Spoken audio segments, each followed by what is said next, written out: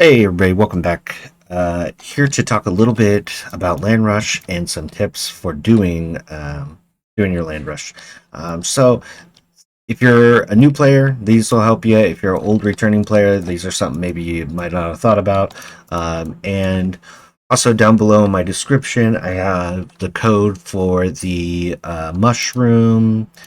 forest mushroom. This is free. It comes with 150 bound tax certs. So even if you don't want this, the bound tax certs are amazing too. This is a 24 by 24, so don't buy your cottage. If you're a returning player, you know what I'm talking about. Cottages were awesome to start with. If you're a new player and you've seen some old content out there, this is going to replace that cottage. You don't need to go out and spend 300 guild on it. This is awesome. Um, so definitely pop that in. Go to the official website, pop that code in there, and send it over to yourself so you're ready. But let's take a look. So here I have my 16 by 16, and you can see the size of it. When you grab land, you kind of want to grab close. I like to grab close to the border so that I can have nobody between me. Let's say I want to have a nice sea view. Then this is where I would build this because I know like nobody's going to fit an 8 by 8 or another 16 by 16 in there. Now, you don't want to get too far. You can kind of do this if you have your 8 by 8 as well, and kind of give you an idea because they're actually a lot smaller than you think, those 8 by 8s. You should be upgrading those anyways. Either you can turn those into farmers workstations, you can turn them into 16 by 16s, you can turn them into something else, a solar, anything like that. But definitely get on that. But keep in mind there will be people out there with some 8 by 8s dropping them down, and so you don't want to have that space there. You should have gotten your free house. Now, this free house, I don't recommend building, especially with the free mushroom. But in case this is all you have, if you're seeing this video and you didn't get that, if that code expired, you'll probably get this house. It's part of the beginners like leveling thing. This house isn't bad. Definitely keep it just straight on like this. Don't get it all cocked weird or whatever to make it look cool or fit it in a place. Like it's just don't do that. You're gonna lose out on precious relatively around it. So you can still fit stuff, but mostly this is going to be good for storage, a bed, a recall point, your alchemy table, stuff like that you can throw in there.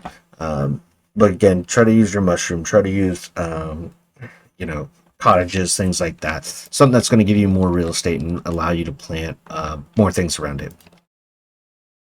Going back to that, so what I like to do is if I have like my 16 by 16 here, I want to leave at least like 2 spaces. You do 1 and then 2. I wish I could have 2 up on my screen to show you what I mean, but you'll see like, okay, if I do 2, can somebody fit an 8 by 8 in those 2 slots there?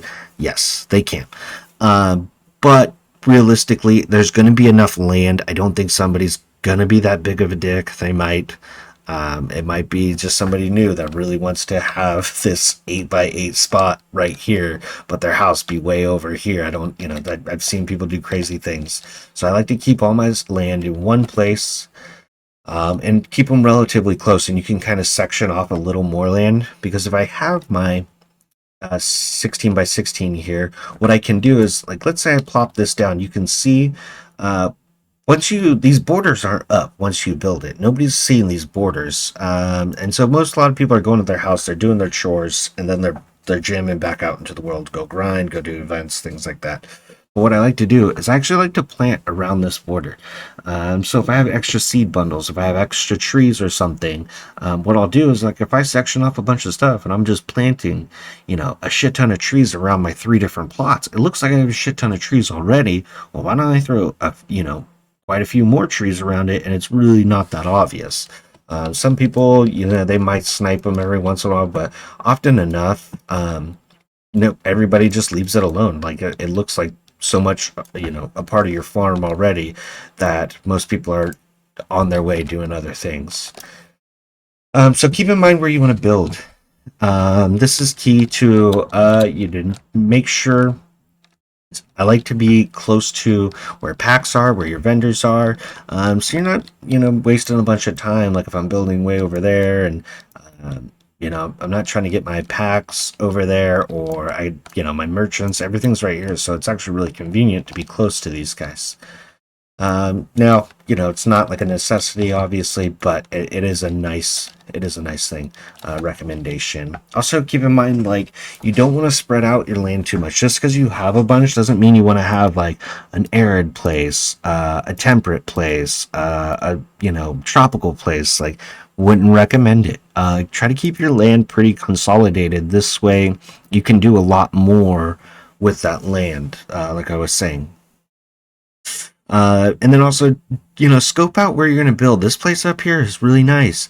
There's just not a lot of land up there. So you're going to be you might be disappointed when there's a bunch of people and you're trying to get down 3 plots and it might not happen. It is okay to have land, in one of the main lands and then also on Aurora. It's recommended, a lot of people have a place because there are certain resources that you get from only having your houses here in Aurora. So it's not a bad idea to have some out there. Um, if you're, the sea is also not a bad idea either. Unfortunately, like I've just never done any of the bungalows or the coral reefs or anything like that. I know people make a lot of money off of them. Unfortunately, I wish I could speak to that in this video. And that's something I might hit up in this game because I think there's going to be enough land to where I can pick it up later and just kind of play with it a little bit. But yeah, so if you are, depending on what you want to do too, as well as where you want to build, like you want to keep in mind, like if you like husbandry, if you're gonna do like a lot of polar bears or yadas like arid, polar bears like the cold. So you kind of got to plan that out. So think about what you want to do. It's going to help narrow this down because you might be a little worried that where are you going to pick, because there is so many places and you can build literally everywhere. But yeah, so keep that in mind. I like to build close to the sea because I like being able to get my packs to a boat. I think that's really fun, especially if I want to take them across. But that's not for everybody. Some people keep them on land and build way back here in Hassela and drive them all the way up here or up there. And same thing like right here, they'll build them, land all the way and then drive them all the way up to Cinderstone. Not a bad way. Like you can still make, good gold. And now with the cars, like they're so fucking fast and they're free as shit. You might as well do that and make some gold off of it. Now, keep in mind, you can always build packs anywhere and do it, but these areas, the packs are based on that area. So what you're growing and what you need for those is gonna help you out a lot. That's where you want to be sure to plant your crops and things for those packs. Sorry, rambling here a little bit. Wrap this up, but yeah. So use your borders. Don't get caught with a bunch of resources out there. If you are in a zone that people can purple you on, or reds can come over and kill you, I wouldn't recommend just sitting there on your farm cart with a bunch of lumber packs or a bunch of stone packs. You're just setting yourself up to be super disappointed. Get your things plotted down and then slowly chug it over.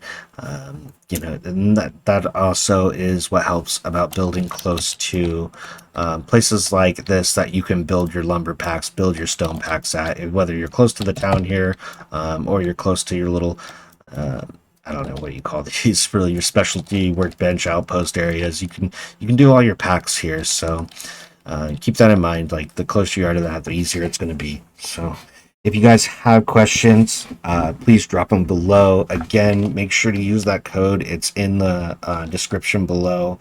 Grab your free bound taxers, grab that mushroom hut.